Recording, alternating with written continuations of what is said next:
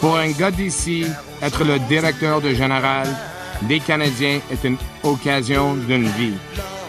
Enjoy the moment, you're in the NHL here. Working for the Montreal Canadiens is a dream. La plus grande franchise dans la histoire du hockey. If it was my last day on this planet, and you told me what would you like to do, we want to be in that building on a Saturday night.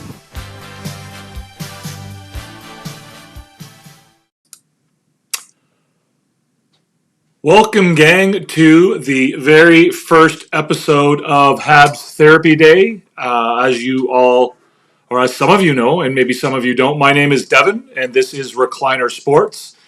And this is our weekly show where we get an opportunity to talk to you and to discuss some of the issues and stories that are relevant to our favorite hockey team, the Montreal Canadiens.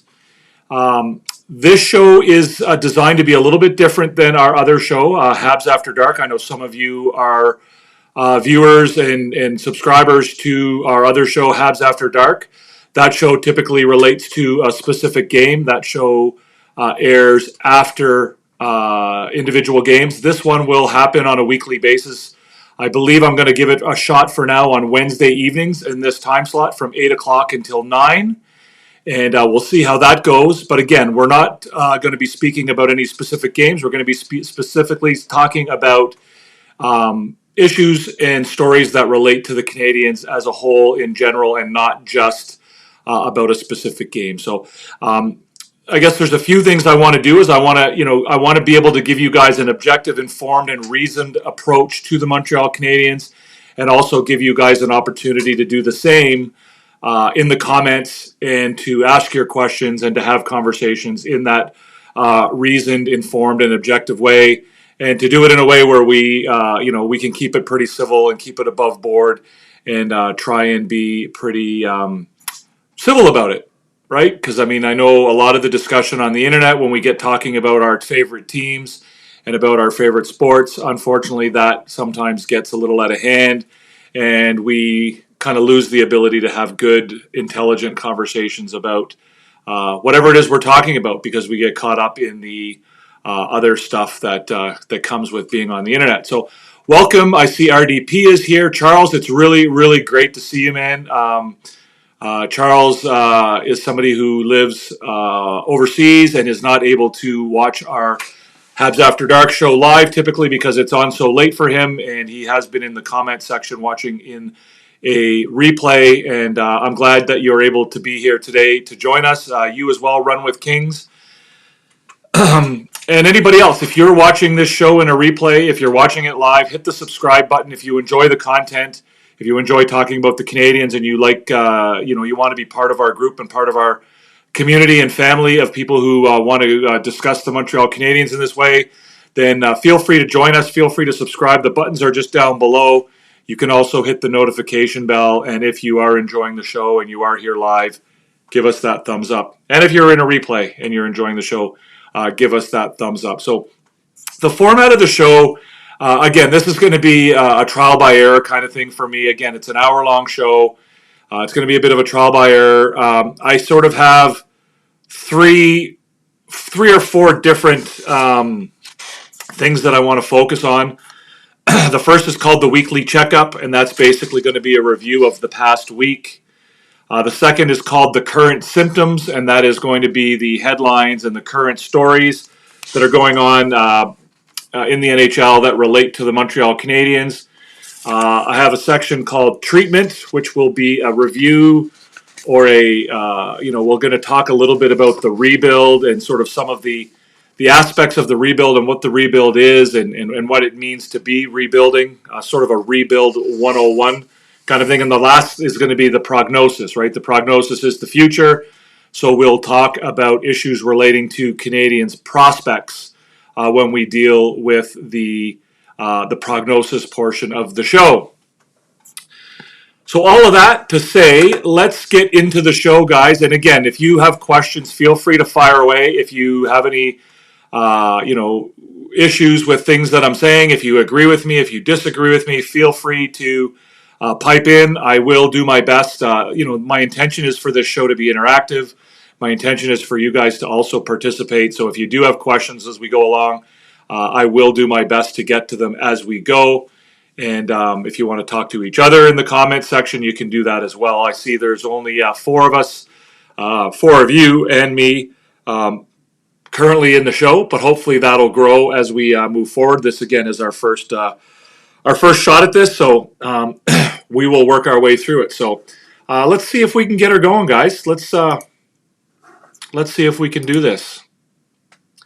There's our weekly checkup, guys, and so today's weekly checkup, we are going to review a number. There were 2 games. Actually, there were 4 games, but we're not going to go all the way back to last Tuesday and Wednesday games in California. We're going to only focus on the 2 games over the weekend. So on Saturday night, the Canadiens played the New Jersey Devils, or Saturday afternoon, let's say. They played the New Jersey Devils, and I have the wrong graphic already. Let's go here. Pardon me, guys. We got to get the right graphic. I apologize. We're off to a good start.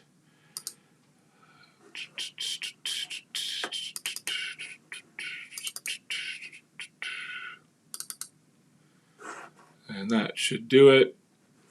All right. So here we have the scoreboard from the 4-0 game. The Canadiens fell to the New Jersey Devils 4-0 on Saturday afternoon. Again, I think it was, we talked about it at the time. If you were on HABS After Dark, if you happened to be joined onto our show for HABS After Dark at the time, you would have heard the discussion. I think both the New Jersey and the Tampa Bay game, again, they were, the scores obviously were disappointing. The 2 losses back to back, and in particular the 4-0 shutout to the Devils. But again, we see here that the score might not have been reflective of what happened on the ice, right? The Canadiens outshoot the Devils 34-22. We see that in the graphic. The Corsi was 68-51. The Fenwick was 53-37. And the high danger scoring chances were 15-9. And the expected goals were almost 4-2. So again, yes, it's disappointing that the Canadiens were not able to get those wins, and that's really only thing that counts at the end of the day. But if we're in a rebuilding team and we're looking for progress, and we're looking to see how this team is moving forward and how they're getting better, then I'm not sure that these results are as disappointing as some people out there are making them out to be. So again, we'll have a look at we can look at the same thing for the Tampa Bay Lightning game on Sunday afternoon. Again, this was a 5-3 win by the Lightning. But again, we see dominance from the Canadiens again in the shots, the Corsi, the Fenwick, and the high danger scoring chances. The expected goals were a little bit closer against the Lightning. However, dominant in the shots, 35-21. I mean, that's not something we are accustomed to seeing the Canadiens do, outshoot the other team and hold the other team to such a low number. And you'll all recall that for the first couple months of this season, the Canadiens didn't have very many games. I don't think they had any games in October and November where they scored or where they registered more than 30 shots. So again, those 2 games, disappointing losses for sure. But again, I don't know that they were steps backwards as far as the progress of this team is concerned. I think that the progress continues. Yes, it's a step backwards perhaps from the way they were playing during that 5 or 6 week period after the Christmas holiday. And it is definitely, they're not playing at that level anymore. But again, I don't think that they've regressed back to any type of concerning level as far as the ongoing moving forward of the rebuild. And I think that the rebuild continues to go forward. I think this is still a good team. They are playing better. I think the injuries have affected them. Gooley going out and Emil Heineman missing, I think, has had a big impact on this team. I mentioned it the other day when I was on the show with Coach Frenchie. The fact that we saw the impact that the trade for Alexandre Carrier made when Carrier came to the team.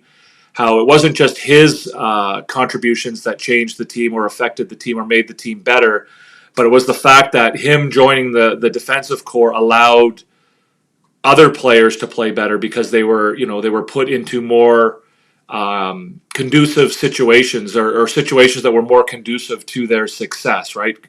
Caden Gooley was able to switch back onto his strong side, and so on and so forth. So now losing these two guys, even being a fourth liner and just one defenseman, it kind of throws the rhythm and it throws the entire system out of whack a little bit for the Montreal Canadiens. And I think that's kind of what they're dealing with right now, is that guys are no longer in their, not all the guys are in their their appropriate or proper chairs.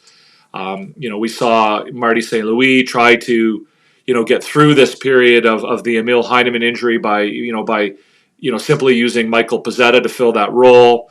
That didn't really go that well. And, again, a lot of guys, because of that, sort of, some of the guys on the first line had to double shift. Now we've seen Line A slip down to the fourth line. So, that rhythm has been broken. And what it seems to be doing to the team right now is it seems to be affecting their ability to finish, really. Again, we just saw from the scoreboards that they're getting plenty of opportunities. They're generating a lot of offense. However, they're just not able to finish on those opportunities. They're not able to convert on their scoring chances the way they need to if they're going to continue to win games. And again, I know some people are concerned about this team making the playoffs. I'm not. I don't think that the playoffs really mean a whole lot to this team. But for those of you that are, the ability to finish is going to be important for this team if they are going to continue to win games. So that's the review of the games from last week. But I also want to take a quick look at the standings and where the Canadiens currently sit as far as the wild card goes. These are actually from yesterday, so they might have changed. No, they wouldn't have changed because there were no games last night. So we see that the Canadiens are currently in 7th place in the wild card race with 55 points. They're tied with both Pittsburgh and the Philadelphia Flyers, although they do have a game in hand. They are 2 points behind the Islanders and 3 points behind the Rangers. But both of those teams have a game in hand on the Canadiens. One of the alarming numbers, I think, right now for me is that minus 31 goal differential, which I think they had started to bring that number down to a more reasonable level, and unfortunately, it seems to be slipping back to a level where again, I don't know that we'll get back to the levels where they were last year and the year before. I certainly don't expect that. And there's not been any blowouts per se, but when you're losing games, at a rate that the Canadiens are, that goal differential is going to creep up. Their goal differential, of course, is very similar to Philadelphia's, and it's better than Pittsburgh. So right now, it doesn't appear that this team is quote unquote in the mix, although I don't know that it was ever intended for them to be in the mix at this point of the season. But again, they are playing meaningful games, right? And that was one of the intentions, was that this team would play meaningful games, and they are playing meaningful games. And I know a lot of people sort of, again, the expectations that a lot of fans have for this team are kind of elevated and unfair. And I had this discussion with Coach Frenchie on his show the other day. We kind of argued about it a little bit. But again, it's not, meaningful games is not about, winning and making the playoffs. Meaningful games is about gaining experience, right? And whether they're winning or losing, they're still gaining that experience. These young players are still, they're still, getting the opportunity to play in these games. They're getting an opportunity to see what playing in these games feels like. They're getting an opportunity to experience what it's like and how what it takes to win these kind of games and what it takes to lose these kind of games. So again, everybody seems to have these elevated expectations for this team, right? The goal was for them to play meaningful games, and they are playing meaningful games. They have been playing meaningful games, but now everybody's disappointed because they're not winning those meaningful games. Well, sometimes you need to learn to walk before you can run, and I think that's what they're doing right now. So again, they're playing those meaningful games, and and eventually, they'll get the experience and the maturity where they'll be able to start winning those meaningful games. But again, one step at a time. Development and progress is not linear. Sometimes, you have to take a little bit of a step backwards before you can take a step forward. And I think that's kind of what's happening with this team. So I don't think that there's any real need to panic. Again, the playoffs is not some sort of a marker for this team. It's not an indicator of this team's success or failure. I think more so the development and the improvement on last year is more so what this team needs to look at as far as, is the progress, is the rebuild moving forward? Is there progress? Are things getting better? And I think it's quite clear that is the case, regardless of this slumping or this little bit of a slow period that the team is currently going through. Run with the Kings. If the Habs finish the season strong, should you expect them to start next season strong? Well, again, it's hard to say. Run with Kings, right? Like I think we saw that they didn't start this season maybe as strong as they were playing at the end of last season. And again, progress isn't always linear. Things, and what that means is that, 2 steps forward, 1 step back. You're not just going to continue to take step after step after step after step forward. Like sometimes, you're going to hit a roadblock. Sometimes you're going to, run into new experiences that you're not quite ready for. Sometimes you're going to struggle with momentum and consistency and confidence and things like that. And that's natural. And, I think the last thing that you'll see develop in a rebuilding team or on a young team is that consistency of confidence where, every night they show up with this sense that they're the better team and that they'll take their game to the other team. So, I don't know if I would say that I would expect them to start strong next season. I would expect them to be better on the whole of next season. I would certainly expect that. But again, sometimes you take a step backwards and they're going to lose players. They're going to lose players from this team. And so, so if you lose a couple of veteran players and you have to replace them with younger players, then there's a possibility that there might be a bit of a step backwards as those younger players, new players, get more accustomed. If a guy like Jake Evans is gone next year and you replace him with Owen Beck, yes, I think in the long run Owen Beck will probably be the better hockey player, but there might take some time for him to get to that level where Jake Evans is right now. Jake Evans has been in the NHL for a long time. He's an experienced player and he's been there and he's done that. And Owen Beck has played, a half dozen games in the NHL. So it's a matter of, it may require a step backwards in order to take 2 steps forward, right? So again, expectations are very, dangerous in a rebuild because you don't know how players are going to develop. And some guys might not develop. Some guys might not make it. In fact, it's for sure that guys won't make it, right? There's no guarantee that every prospect and every draft pick is going to make it to the next level and make it to the NHL. For me, you need to be winning those meaningful games, especially if they are in your division. But I think most importantly, are you taking advantage of those meaningful games? Well, I disagree with that. I disagree with that run with Kings. I mean, obviously you would want to win those games, but if you're playing meaningful games for the first time in your career, then, you can't expect to be successful the first time you try it. I mean, you might be, but again, if you're not, it's not a disappointment. It's not a failure, right? Like if if I throw you into the middle of the deep end of the pool for the first time in your life, and you don't break into a Olympic breaststroke, then that's not a problem. As long as you can keep your head above water and you can, not drown, then you're doing okay. And eventually, the next time you jump into that water, you'll be a little bit better. And the next time after that, you'll be even better than that. So again, I disagree with you that they need to be winning those meaningful games. The idea was that they would be playing meaningful games. And the reason why they want to play meaningful games is because that helps the development of the younger players because it gives them experience. Right? It gives them experience playing meaningful games.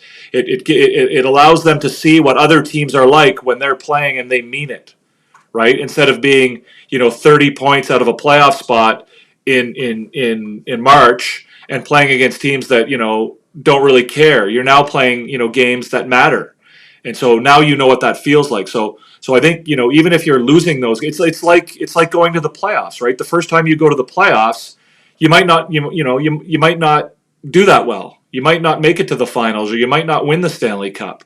You might get knocked out in that first round. But if you get knocked out in that first round, at least now you know what it feels like to be in the playoffs, and you know what that feeling's like, and you know what it takes to win in the playoffs. You're not gonna succeed.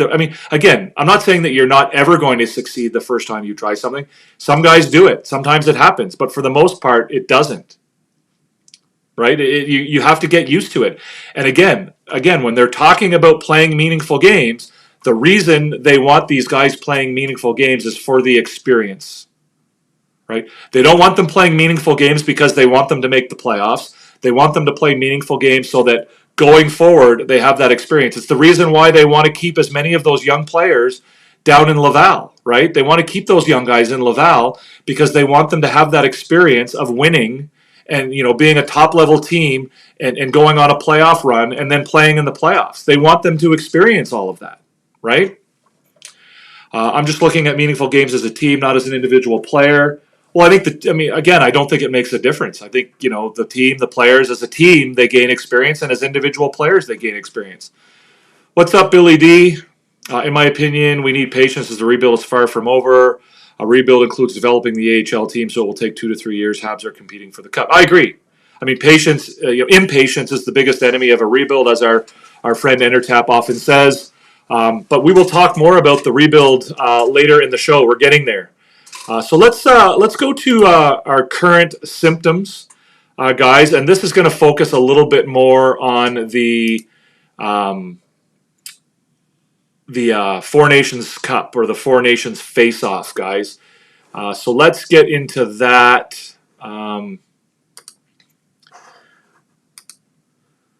So here's the question I have for you guys. And it's the question that I posed on the graphic or the poster for the show is, who should we be cheering for if we're Montreal Canadiens fans? Right? Who are we cheering for? Are we cheering for Canada because we're Canadian? Which again is perfectly legitimate. I've got my Team Canada jersey on, and I most likely will be cheering for Canada.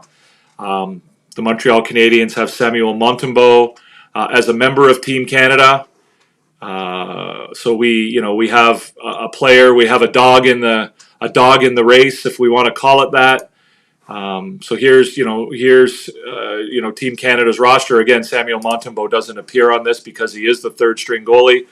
But here's your Canadian roster: Reinhart, McDavid, Marner, Stone, Crosby, McKinnon, Marchand, Point, Jarvis, Bennett, Cirelli, and Hagel. Tays, Makar, Theodore, Doughty, Morrissey, Parayko, and of course Binnington and Hill will be your first and second goaltenders for Canada. So, are we cheering for Canada? Are Montreal Canadiens fans cheering for Team Canada? Is that where we're, is our allegiance to Team Canada still there? Or are we going to cheer for Team Finland? Right? We can cheer for Team Finland because Team Finland has 2 Montreal Canadiens on it, right? We have, of course, Joel Armia, and we have Patrick Laine. So Patrick Laine will be on that second line with Roope Hintz and Lehkonen. At least that's the lines that we're going in practice. And we see Joel Armia is on the fourth line with Luosterainen and Teravainen. So again, do we have any allegiance to our players, and do we cheer for the Finns, the underdogs? Do we cheer for them as a team that will be carrying 2 members of the Montreal Canadiens into the tournament? Right. So are we excited to watch them play? Are we going to watch them any more closely than maybe Sweden or the U.S.?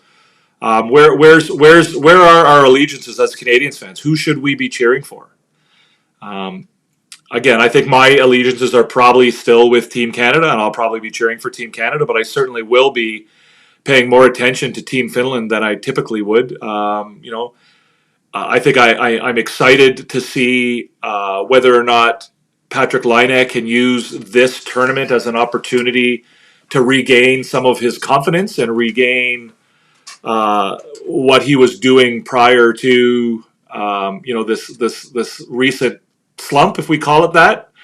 I'm excited to see that. I'm excited to see what Joel Armia can do with his newfound.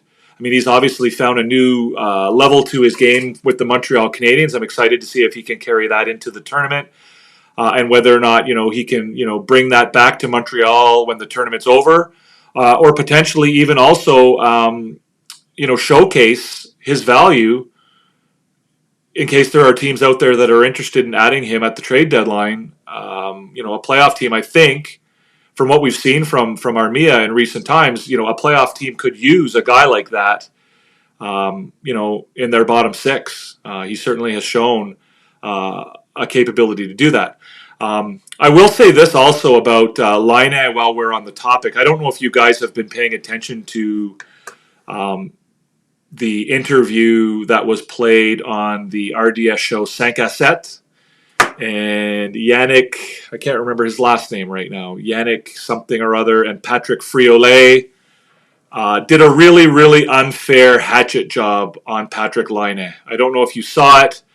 I won't spend a lot of time talking about it, but what they basically did is they cut up and edited the interview that Patrick Laine did prior to after a Team Finland practice, where they made it appear like Patrick Laine was criticizing the Montreal Canadiens and coach Martin St. Louis for not giving him enough ice time.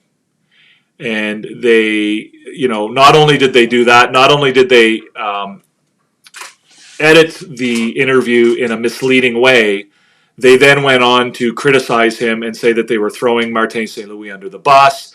And this Yannick, I can't remember Yannick's last name right now. Somebody else might be able to help me with his last name. I can't think. Yannick Bouchard, maybe?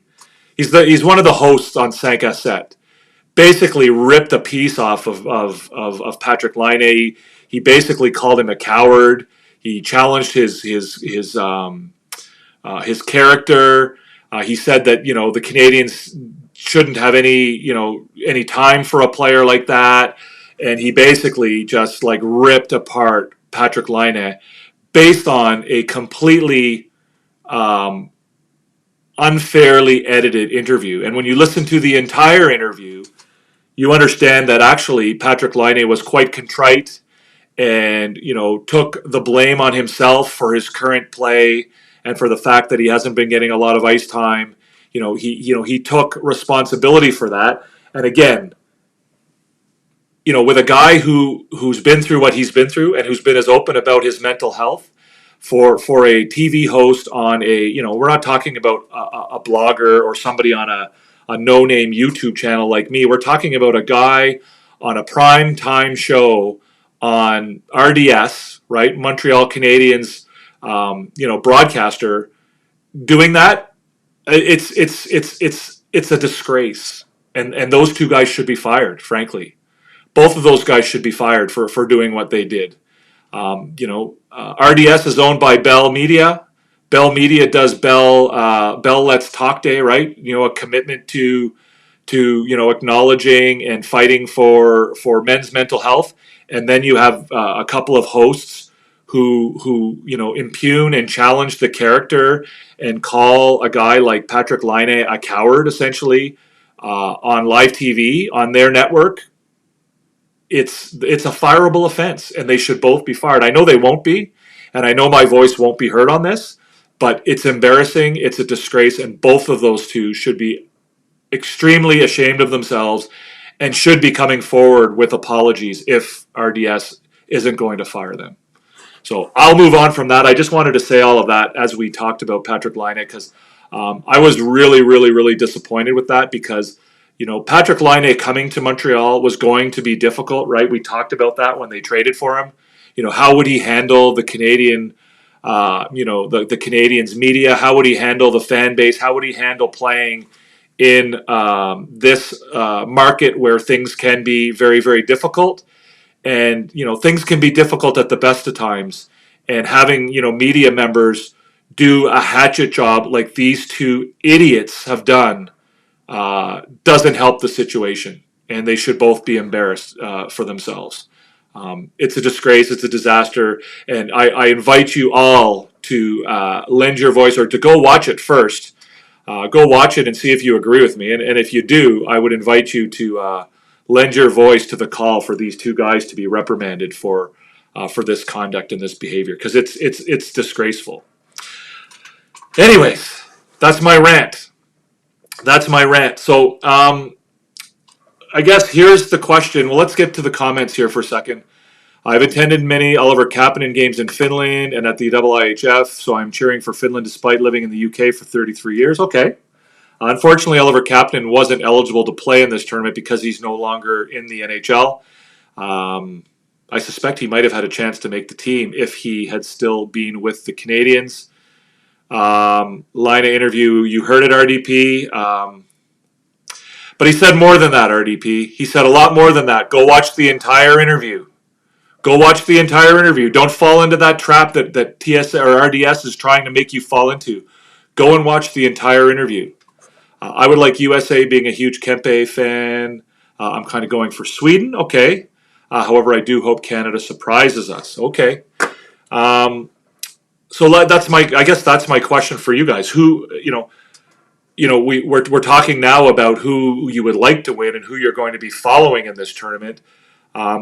Who do you think is the favorite to win this tournament? Who do you think is the hands-on favorite to win this tournament? And why is it the United States? I think it's the USA. I think the USA has the better team this year. I think that they are stronger in goal, obviously, which I don't think is a huge deal. I don't think goaltending is nearly as big as a lot of people make it out to be, although in a short tournament it may have a little bit more relevance. But that American forward group is pretty stacked. The Tkachuk brothers, Matthews, the Hughes. I think Luke is a seventh defenseman, if I'm not mistaken. But Jack Hughes, Boldy, Larkin, Trocheck. It's a pretty solid roster. And for me, I think that the Team USA is the favorites going into the tournament. We shall see, of course. And of course, we'll see how they compare to the Canadian roster. Again, I think that the Canadian forward group is quite good. I also am pretty impressed with I think I read somewhere or heard somewhere that there are 15 players on this team who have won a Stanley Cup. I mean, we can go through it, right? Reinhardt's won a cup. Stone has won a cup. Crosby's won a cup. McKinnon's won a cup. Point has won a cup. Marchand has won a cup. Bennett's won a cup. Cirelli's won a cup. I don't know that Hagel won the cup. I know he went to a final. I don't think he won a cup. Taves, Makar, Theodore, Doughty, Parayko have all won cups. Binnington won a cup, and Hill won a cup. So there's a lot of experience there for Canada. I think that's going to be a big part of what makes them successful. I think for me, I look at the Canadiens forward group. I look at their leadership group. I look at their experience that they have going into this tournament. I think that's going to be their strength. I think the Swedish defense is going to be impressive and fun to watch, right? We've got, for Sweden, we've got, Hedman and Brodin.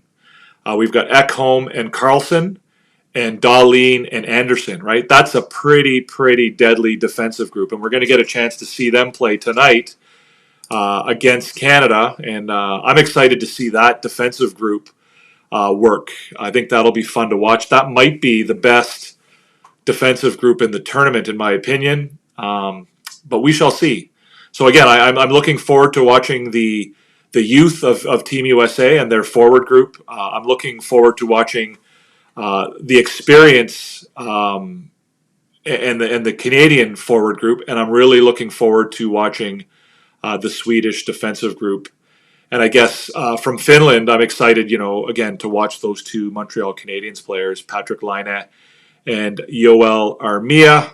And I'm looking forward to seeing where they're able to take their games in this tournament. So just getting back to the Canadian roster, we talked about it and we saw what they had. And, I think I mentioned, the experience that they bring. And I thought it was interesting. There was an interview with Don Sweeney and with Coach John Cooper. That's all good, Entertap. Welcome for being here, or thank you for being here. Don Sweeney, right, was asked, and so was John Cooper. They were asked about, what the identity of Team Canada was and what they were looking for when they were adding their players. And Don Sweeney's quote was, they wanted players who want to represent their country ultimately. Heart on their sleeve is the type of player we wanted to go along with the skill to represent Canada. So I thought that was a good quote, and it sort of shows the mindset that the Canadian staff had in making their team and why they took the players that they did. We just mentioned the fact that they took a lot of guys who have Stanley Cup experience, but again, they took this is sort of what we've heard over the years, right? Canadian hockey, right? Guys who wear their hearts on their sleeve. Guys who are excited to wear, the maple leaf on their chest. Guys, Sidney Crosby, right, is the exemplification of that. Like he is the poster boy for that, and he's the guy that we think of when we think of that kind of player. He's the guy. We've had guys like that over the years. We've had you have guys like Mark Messier. You've had guys like drawing a blank, Edmonton Oilers, a really really ugly guy, but was Captain Canada for a while. I can't think of his name right now off the top of my head. I'm drawing a blank. But, over the years, we've always had those guys. We've had those heart and soul type guys. And that's sort of what, in many years, has led Canada over other teams when, perhaps the other teams might have had, a step up as far as, pure talent is concerned. So, John Cooper, on the same question about Team Canada's identity, he was short and sweet about it. Yes, Smith. Yes, Smith. Oh, I can't even think of his first name. Anyways, it's Smith. Yeah, for the Edmonton Oilers. But those were the guys, right? So John Cooper, as he's known to do, and probably he was looking, to have a quote out there. Gamers and winners. That's what we have, right? So that's how he describes Team Canada's identity going into this tournament, right? It's a team of gamers and winners. So again, skill's important, and production's important. And Ryan Smith, of course, yes, thank you guys. Skill's important and production's important, but at the end of the day, Canada has made it a point to go out and get gamers and winners, to use John Cooper's terminology.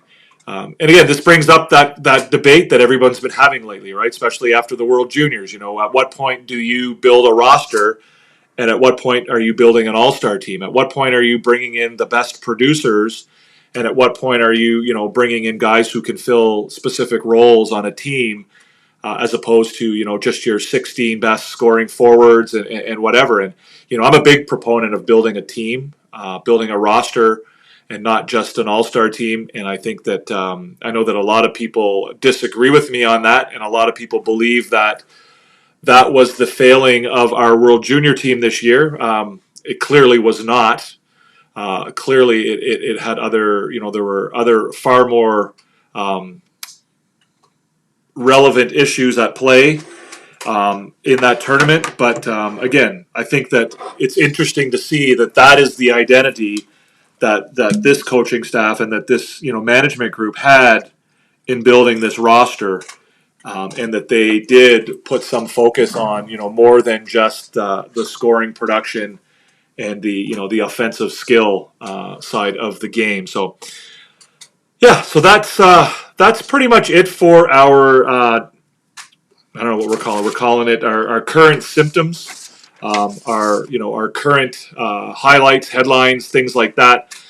So let's move on here, guys. We'll move on to our next spot here, and this is something I want to try and do a little bit more of. I want to do a little bit more, I'm calling it treatment. Again, the theme here is therapy day, right? So you have your weekly checkup, you have your current symptoms, you have your treatment, and then you have your prognosis, right? Right, your weekly checkup is going back and looking at what's gone on for the last week. Your current symptoms are how are you feeling right now? What are the topics of conversation that are relevant to the Montreal Canadiens today? And treatment is a focus on the rebuild, right? To me, the treatment, the medicine for the Montreal Canadiens right now is the rebuild. And I want to do, sort of a regular feature or a regular aspect of this show as we go forward on a weekly basis, where we talk about the rebuild and not just about, I want to talk more about the nuts and bolts, the bones, the structure of the rebuild, as opposed to how is the rebuild going, right? We'll talk about that anyway, and everyone's going to talk about that. But I think there's a really it's important, I think, that I think there's a lack of knowledge and a lack of understanding about the rebuild, and I think there's a lot of misinformation about there coming from certain members of the media. And I think there needs to be a better understanding of what the rebuild is and what it means. And I'd like to take it upon myself to try and explore that with you guys. So let's get to that treatment here, guys. That's the next aspect of the show, is the treatment, and the treatment is the rebuild. So I guess today, being the first episode and being our first take on the rebuild, I want to talk about, introduction to the rebuild and what is a rebuild, right? So maybe I'll ask you guys that, to tell me in the comment section, what is the rebuild to you? What does the rebuild represent for you guys? What do you understand to be the rebuild? And while you guys are posting your comments and getting us going there, I maybe will go in and talk about what I think the rebuild is. So a rebuild obviously is one way, one of many ways that I guess it doesn't have to just be hockey. It can be any sport, but it's one way to build a roster. In this particular case, in hockey, a rebuild is one way for a team to build their roster. And of course, we hear all different terms. We hear rebuild, we hear retool, we hear shuffle, we hear, there's all kind of rejigging, like there's all these terms. And the reality is that, most organizations are really scared to use the word rebuild because essentially with a rebuild comes a period of losing, right? You're not going to succeed for a while. You're going to fail. Your team is going to go through a period where they lose a number of games before they start to win. So the rebuild is just one of those different options. And a lot of teams will rebuild and not call it that. A lot of teams will say they're rebuilding but not really do it, right? We saw teams like the Buffalo Sabres, right? Everybody thinks the Buffalo Sabres are rebuilding. Ottawa Senators, right? Everybody thinks the Ottawa Senators are rebuilding. Just because you stink for a number of years, just because you lose on a regular basis for a long period of time, doesn't necessarily mean that you're rebuilding, right? To me, a rebuild is when you are committed to, and you make a plan that commits your organization to developing from within, to developing through the draft, and to developing through younger players and prospects. You're restarting, you're resetting, you're tearing down your team, your roster, and you're starting from scratch. Now, that doesn't mean that you eliminate all veteran players. It doesn't mean that at all. In fact, you probably can't do that, even if you wanted to do that. With the way the salary cap and the CBA is built today, financially you just can't get rid of all of those players. But to me, that's the sort of the main component of what a rebuild is, right? It's about, rebuilding from within. It's starting from scratch, and it's focusing, and it's not taking any shortcuts. You're building from within. You're building the house yourself.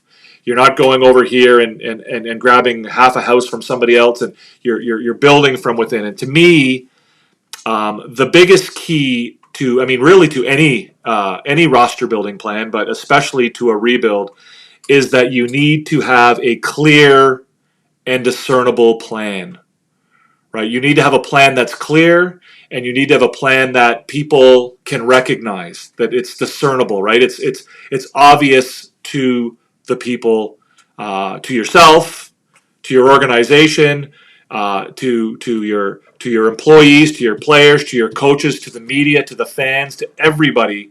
The plan needs to be, evident. It has to be there. And people have to understand what it is, right? They know what it is, and then they have to see it in your actions, right? It's not just about, we have a plan and this is what it is. Well, now, are your actions, consistent with that plan, right? Are you going to stick to your plan? So you need to have a plan, and it needs to be clear, and it needs to be concise, and it needs to be communicated in a way that everybody understands it and everybody knows that you're doing it. But then you have to be committed to that plan, right? You can't say you're going to rebuild and then go out and sign a bunch of 35-year-olds in the offseason like Chicago did this year, right? So Chicago had a plan. They told everybody that they were rebuilding. And of course, they need to rebuild, and their organization is in a place where they should be rebuilding. But then when they go out and they sign a bunch of 35-year-olds, then the question, from the fan base is, and from, even from people who aren't fans of the Chicago Blackhawks, what happened to the rebuild, right? How does signing these guys fit into your rebuild? How does it make sense for you to be rebuilding, or you claim to be rebuilding, and you've got a bunch of 35-year-olds on your team, and meanwhile Frankie Nazar is playing down in the American Hockey League, and a bunch of your younger prospects aren't even in the NHL, right? So again, the plan needs to be clear, it needs to be communicated, and then you be committed to it. You have to be committed to stick to it, and every action that you take, every action that you make, every organizational action needs to be aimed at pursuing that plan. It has to be consistent with that plan.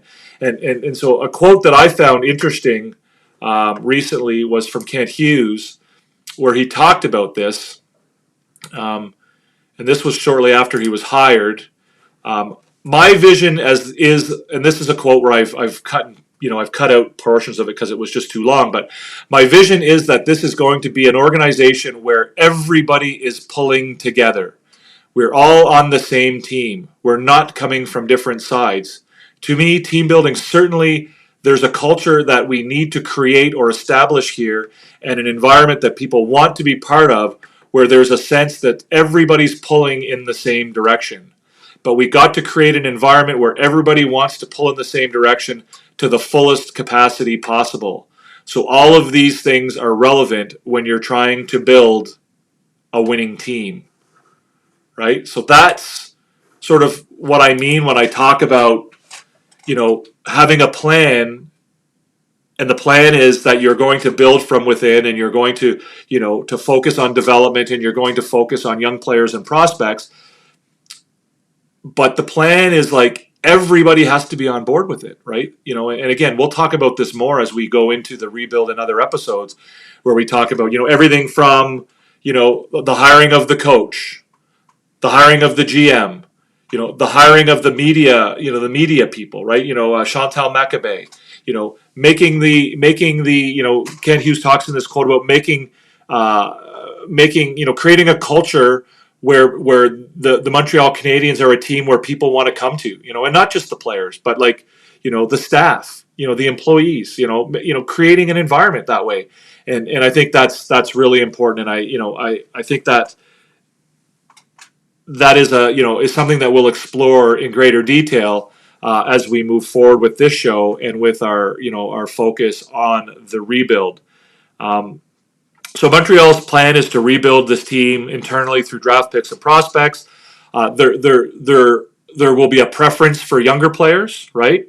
There'll be a preference for younger players and players from within the organization. So when there's an opportunity to choose or to pick between a young player and a veteran, this team will pick the younger player, right? They'll pick the younger player and they'll move in that direction. If there's an opportunity to give a player from within the organization an opportunity, or to go out to the free agent market or to another team and bring in a player from another team, this team will prefer to stick with the player from its own organization, right? It will prefer that. Now that doesn't mean that if they have the opportunity to bring somebody in who's that much better, or that the player from within the organization just isn't working out, that decisions won't have to be made. But at the end of the day, the preference will be for those players from within the organization, right? It's that will be the preference. And so when you hear media reports talking about, oh, the Canadiens are looking to make a trade for an impact first pairing defenseman, well, that's not really that consistent with what this organization has said it's trying to do, right? It's committed to building from within, right? And so they're not going to go out and sign or trade for a mid-30s or a 30-year-old or even in their early 30s player and take away an opportunity from one of their own players, right? They're not going to send Caden Gooley down to the minors so they can bring in Eric Carlson or whatever. So when they're talking about going out to get Noah Dobson, and when they're talking all this stuff, it's not they're not going to quit on one of their own guys prematurely in order to bring in those players. So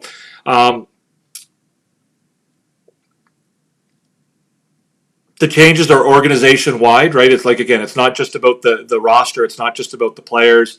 It goes deeper. We saw if you've watched the Crave documentary, you see that it's the entire organization. Principles and values associated with a rebuild. I think patience. I mean, Entertap knows all about that one. Patience is a clear one. Impatience is the biggest enemy of a rebuild. Commitment. We talked about it a minute ago. Commitment to the plan. How committed are you to the plan? How consistent are your actions with the plan? Abandonment of traditional principles and values, right? The Canadiens, I think, one of the best things one of the greatest aspects of this rebuild is that they've moved away from the way that they've, run their organization in the past, right? They don't make decisions based on emotional knee-jerk reactions, right? They're not out there trading players because they've gone on a 5 or 6 game losing streak. They're not out there firing their coaches. They're being patient, right? They're sticking to the plan. They're giving people opportunities to prove and to show what they're capable of before quitting on them.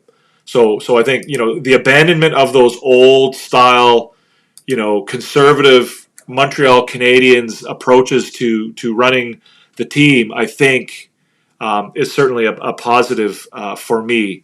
And the other one is reasonable expectations, right? You need to have reasonable expectations. You can't, again, we talked about that a minute ago, me and RDP, right? Or no, it wasn't RDP, it was Run with Kings, right? We talked about expectations, right? Just because they're playing meaningful games for the first time doesn't mean that they're going to win those meaningful games. Sometimes they're going to lose those games. And so, you have to expect that. You have to be prepared to fail, right? If you could rebuild and win the entire way through, every team would do it, right? So rebuilding requires you to have a certain appetite for failure, appetite for losing, at least for a certain period of time, because you're not going to win, right? I mean, like I said, if a rebuild meant that you could continue to win and you didn't have to suffer through a period of losing, then every team would do it. So this idea that the Canadiens should be coming out of a rebuild, 2.5 years into it, and that the losing is now becoming unacceptable, or that that they need to speed up the rebuild or accelerate the rebuild, or these headlines that you read at the beginning of the season as the Canadiens are looking to put the rebuild behind them. It's ridiculous. A rebuild doesn't happen in 2 years. If it did, every team in the NHL would do it. You would do it all the time, right? If you could rebuild and then 2 years later you're a Stanley Cup contender, that's just not the way it works.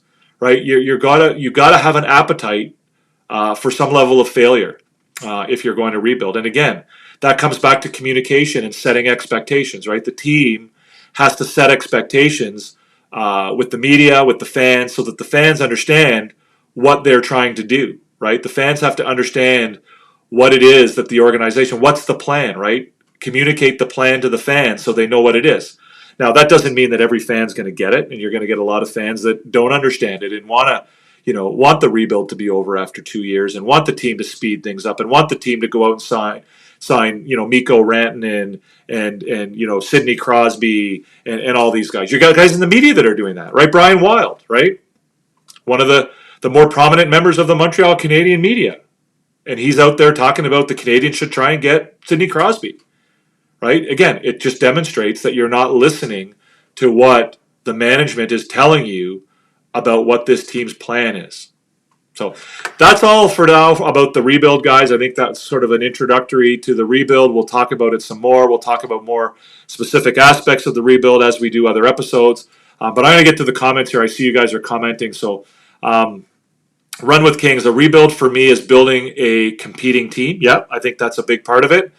Tear it down and start with young players through drafting and trades for prospects. Yeah, I think that's right. I think focusing on younger players, right? So you look at the Kirby Dach trade, and you look at the Alex Newhook trade. Even the Alexandre Carrier trade. You look at that kind of thing. Yes, a rebuild equals paying for the future of the success of the team. Again, absolutely right. We just talked about that. You need to have an appetite for losing. You need to be prepared. You need to have expectations. Your expectations need to be reasonable. Cheers, guys. I hope you're enjoying our first show.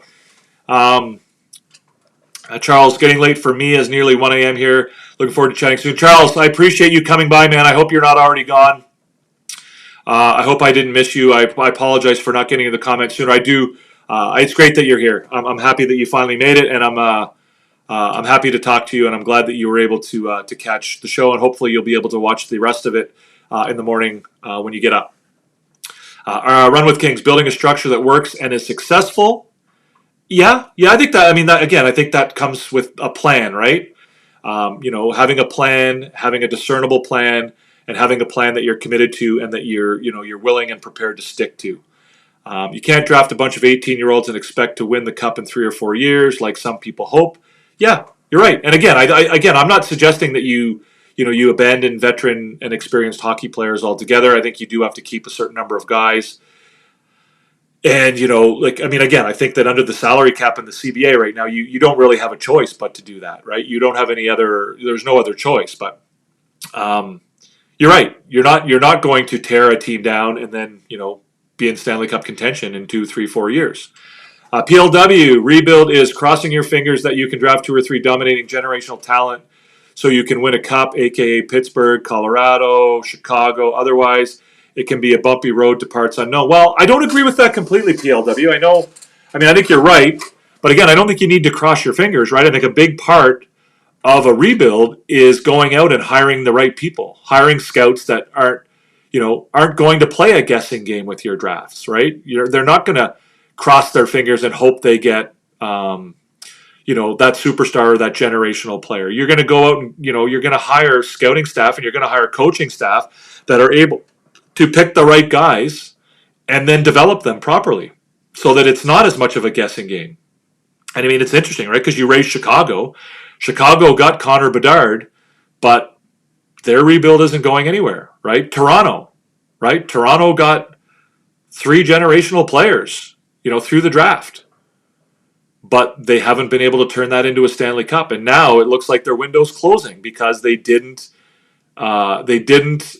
stick to a rebuilding plan. They didn't stick with a commitment to younger players, and they abandoned those principles and they abandoned those roster building principles because they got those generational players, right? They got those guys, and all of a sudden they thought, well, now we can go out and we can, just start signing a bunch of free agents and, everything's great. Well, it didn't work that way, right? It didn't work that way for the Rangers, right? The Rangers were able to get, Panarin in a trade, and they decided that their rebuild was over, and it wasn't. And that's, I think, again, the patient. It's easy to be patient when you're losing, and nothing.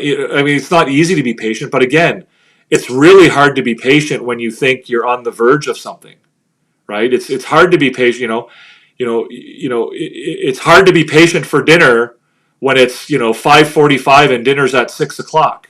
It's a lot easier to be patient at 3 o'clock when dinner is still 3 hours away. Again, that's a bit of a weird metaphor, but I think a weird analogy. But I think you know what I mean, right? Like it's easy to sort of get that sniff of the playoffs, like Detroit, right? Like Detroit, get a little bit of a sniff of the playoffs, and then they start going out and signing guys like Tarasenko and Patrick Kane, right? They start going, and it's very dangerous to come out of a rebuild too early, because you've committed to 3, 4, 5 years of losing, and now you become impatient with it, and you lose everything that you built over those 3 or 4 or 5 years of losing, and now you sort of commit yourself to another 4, 5, 6, 7 years of maybe not losing like you did earlier, but certainly mediocrity. And that's what you're seeing from a lot of teams, I think, who to me, I mean, this might be a bit of a hot take, but to me, the rebuild never ends, right? Even if the Canadiens win the Stanley Cup, the principles and values and philosophies that go with a rebuild don't disappear. Just because you win the Stanley Cup doesn't mean you go out there and start signing free agents like a drunken sailor. Run with Kings, I do think people need to stop having such high expectations with certain players coming in. You don't know how that player will be at this level or how they'll be with the team. A lot of it is luck. Well, again, I think a lot of it is luck. I think you're right. But again, a lot of it is putting the right people in the right places and doing your job, right? Being good scouts, being good coaches, whether it's at the minor league level, whether it's at the NHL level, you can eliminate a lot of that luck and push that luck in your favor by doing the right thing. And I think the Canadiens are doing those right things, right? They've gone and they've revamped their scouting staff, right? There's no more Grant McCaggs working in the Montreal Canadiens scouting staff. They don't have any dead weight in their scouting staff anymore. And of course, Marty St. Louis, I think, is the perfect guy for the job to coach here. Good coaching in Laval. And they, we see like bringing Vincent Lecavalier into the mix. Nick Bobroff. We see guys like Adam Nicholas. Guys like that who are doing all these. They're bringing in the right people to do the right things, and I think it's helping. It's helping with this team, right? And again, you're right. You do have to be careful, and you do have to temper your expectations when it comes to especially the young prospects, because at the end of the day, they're not all going to make it, right? Everyone thinks that everyone's got Jacob Fowler penciled in to be the starting goalie in 2 or 3 years, and everybody's got Ivan Demidov penciled in on the first line or the second line, and 100 points, right away, and everybody's got Michael Hage is going to be this, and Owen Beck is going to be that, and whatever. Some of those guys might not turn out to be what we expect them to be. And again, with good scouting and good coaching and good, player development, you increase your chances and you increase the odds of that working out. But, again, the expectations need to be reasonable. Sometimes you take a step back in the rebuild before you can move forward. Just need to be patient. Yes, 100%. Tays, Keith, Kane, Crosby, Malkin, Fleury, Makar, McKinnon, Rantanen, Stamkos, Hedman, Kuznetsov. Can't win the big trophy without those dominant players. Well, you can. It helps. It helps. Don't get me wrong.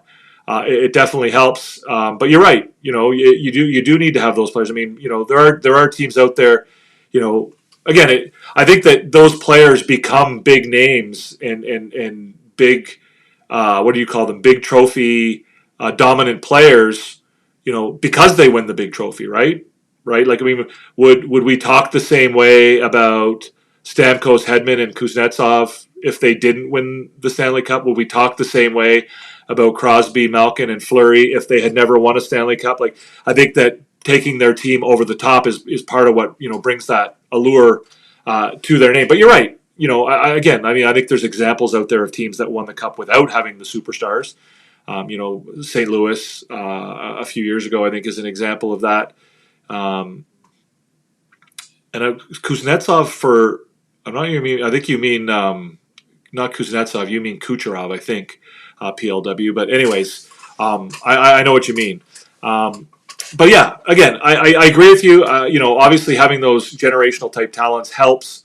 But again, I don't think that having those types of players means that you turn the switch off and go into a different mode. To me, the philosophies and the values and the principles of a rebuild continue to govern how you run your organization even after you get players like that.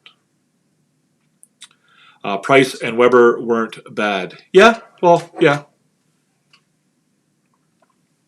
Again, I think that if the Canadiens had won that Stanley Cup, then I think some of those players that were on that team, I think that their reputation, the way that history looks upon them would be raised a level. So anyways, guys, let's move on to our last aspect of the show, and this is called prognosis, and this is where we look at the future. And so this is our prospect aspect of the show called prognosis. So what is the prognosis for the future for this team? And typically I will focus on an individual prospect or an individual player up and coming. However, I wanted to take a bit of a different approach today, given that the team is on a bit of a break and that we are not going to have any games anytime soon. And I wanted to focus on the Four Nations face-off. And so the question to you guys is, which players currently in the Montreal Canadiens organization do you see representing their countries at best-on-best international competitions in the future? So of all the players in the organization, whether it's guys who are currently on the team or guys who are in the pipeline coming up, which of those players do you see as having a chance to play for their country someday? And I think there's a few. I think that again, showing the level of talent that the team has, I think is or the talent that this team could have going forward is demonstrated by the fact that I have a list of 10 guys who I think have a very good chance of someday representing their country in a best-on-best tournament. So for Team Canada, I shouldn't say 10 guys. I think there's 9 guys. For Team Canada, I think there are 2 guys who I think will likely have a good... One guy I think for sure will someday represent his country, and the other has a decent chance. So who do you think for Team Canada, guys? Who would you have for Montreal Canadiens who could someday represent Team Canada on the international stage? I have Nick Suzuki and Caden Gooley. I think both of those guys could someday do that. Yeah, you're right, Billy D. You got it. I have Logan Mayew's name written down here as well. I think that's a pretty long shot, but again, I don't think it's outside of the realm of possibility. But again, I think it's a bit of a long shot. I have 3 names for Team USA for guys who someday could represent Team Canada. 2 guys who I think have a pretty clear shot of doing it, and 1 guy who is a prospect who, if he continues to develop, could certainly fall into that role. I see that Caulfield has already been mentioned by Run with Kings. Run with Kings has also mentioned Lane Hudson. That's the second one. And the third one I have is Jacob Fowler. Again, Jacob Fowler has a long way to go. He's still playing in the NCAA. He's still at least 2 steps away from the NHL. So again, tempering expectations. But again, if he continues to develop at the rate that he has, he's played World Juniors for Team USA. If he continues to develop at the rate he has, I think he runs a chance of perhaps representing the U.S. in international competition. Again, keeping in mind that the competition at goaltender for the USA is pretty stiff, right? So it's not like he's. If he was Canadian, then maybe the odds of him representing his country would be significantly higher. I see that Run with Kings also mentioned Ivan Demidov. I think Demidov again is in the similar situation with Fowler, although I think he might be a step closer than Fowler is as far as his development is concerned. I think Demidov, if Russia ever returns to international competition during Demidov's career, I think it's pretty clear that he stands a pretty good chance of representing that country. Juraj Slafkovsky, I think he stands a pretty good chance of representing Slovakia someday. Obviously, he's already done that. He's already represented Slovakia at the Olympics. He's represented Slovakia at World Championships. Again, if there is a best-on-best scenario involving Slovakia, I think he's probably already in that mix if that were to come about. David Reinbacher for Austria, I think it's pretty clear that he would be already probably in the conversation for a spot on Team Austria should that situation present itself. I think he, again, hasn't played in the NHL yet, but again, Austria is not, what's the right word? It's not one of the top tier countries for hockey as of yet. And so I think that he would be a guy who would probably stand a pretty strong chance of representing Austria in international competition. And finally, the last guy I have on my list is Oliver Kapanen. Again, I think there's some development that needs to happen there. But again, I think if he continues to develop the way he looks like he's going to, then I think he stands a good chance to represent Finland at international level as well. So Suzuki, Gooley, Caulfield, Hudson, Fowler, Demidov, Slafkovsky, Reinbacher, and Kapanen. So those are your guys that stand a chance, I think, a better than small chance of representing their country internationally. Are they all going to do it? Probably not. You could add some names as well, I guess, if you want to go way back and way deep in the prospect pool of guys who might. Bogdan Konyushkov comes to mind. But yeah, I think that's pretty much where we're going with that. So that is our weekly prognosis, our weekly look at the prospects in the Montreal Canadiens organization with a focus on international play and the Four Nations face-off, which I suspect most of you guys are getting ready to watch right now. The game is about 12 minutes away from starting. So I think it's probably as good a time as any to end the show. There's no more comments coming in. So again, one more time, I will remind you, if you are enjoying the content, please hit the subscribe button down below. We are trying to build a community where you guys can come and talk about hockey. This particular show is going to be a weekly show. Again, we didn't get the opportunity to speak French here tonight, but we are intending to do a bilingual show. So if you do have any questions or comments in French, please feel free. I'm happy to respond in either language. Hit the notification bell down below if you haven't done so already. And if you're enjoying the show live here, we've got 10 thumbs up already. But if you're enjoying the show live, give us that thumbs up, give us that like. If you're watching in a replay, again, I intend for this show to be more more friendly to those who are watching in a replay. You don't have to be here in person to watch this show. It's going to be more focused on weekly events and weekly issues and topics that are relevant to the Montreal Canadiens as opposed to any individual game. So thank you, Billy D. Thank you, Run with Kings. Thank you, Samuel. I don't know that Montembeault will play in this tournament, Samuel. PLW, thank you. EnterTap, of course, as always, thank you for coming by. Don't need to apologize. Charles, again, obviously, thank you very much. I'm glad you joined us, Charles, all the way from Scotland. And RDP was here earlier on. And we also had one other, I think that's it, actually. So thank you guys all for coming. Thank you for your contributions. Thank you for watching. Thank you for your comments. If you do have any feedback on the show, things you want to see, things that you don't want to see, things that you like, don't like, things like that, please feel free to let me know. If you're watching in a replay, please feel free to comment. I'm happy to respond to the comment on the next show, or in the comment section, I can write something back to you as well.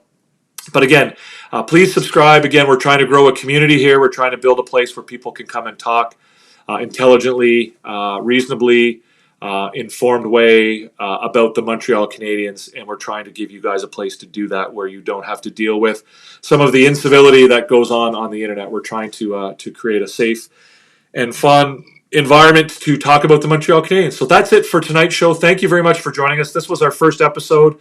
I thought it went okay. HABS Therapy Day. We will be back on the air next Wednesday at 7 p.m. Eastern Time. We will keep that time for now. Maybe we will explore a different time going forward. But that's it for now. I really appreciate all of you for coming. I hope you enjoyed the show, and if you did, I hope that you will subscribe and you will join our community. Enjoy the game, Canada versus Sweden, and we might do a Habs After Dark after the Canada-Sweden game. So if we do, maybe we'll see you there. Anyways, have a great night and enjoy the game, and peace out.